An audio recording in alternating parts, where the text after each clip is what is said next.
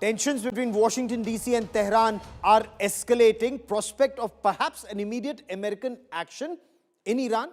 It had receded in recent days, but both sides, while they claim they're giving diplomacy a chance, there's a US Armada that's heading towards the Strait of Hormuz, and the US is building up. US President Donald Trump has opened the door to perhaps conflict once again, saying that the United States is sending a massive naval fleet in the region. He said he does not want to put the forces to use, but may have to if Iran continues to execute the protesters. The commander of Iran's Revolutionary Guard Corps has hit back, saying his forces have their finger on the trigger. And Iran has clearly said this time it won't be like the 12-day war. They will hit back with everything they have, including the supersonic and hypersonic missiles. Well, we have an armada. We have a massive fleet heading in that direction, and maybe we won't have to use it. We'll see.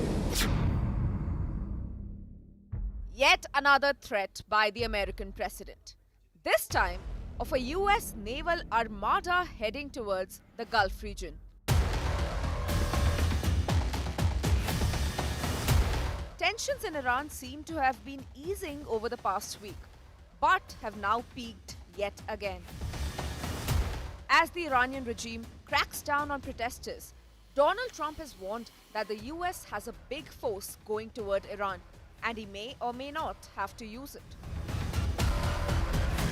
You know, we have a lot of ships going that direction, just in case. We have a big flotilla going in that direction, and we'll see what happens. We have a big force going toward Iran. I'd rather not see anything happen, but we're watching them very closely. Iran was due to execute over 800 protesters on Thursday, but dropped the plan an hour before the execution. Trump says had the regime gone ahead with the hanging, Iran would have faced consequences. 837, mostly young men, were going to be hung on Thursday. And I said, if you hang those people, you're going to be hit harder than you've ever been hit. It'll make what we did to your Iran nuclear look like peanuts. And an hour before this horrible thing was going to take place, they canceled it. And they actually said they canceled it. They didn't postpone it, they canceled it. So that was a good sign. US officials have said that the USS Abraham Lincoln aircraft carrier and other assets that were diverted last week are set to soon arrive in West Asia. As Trump's threats and the Iranian regime's crackdown on protesters continue, the region finds itself at a flashpoint yet again.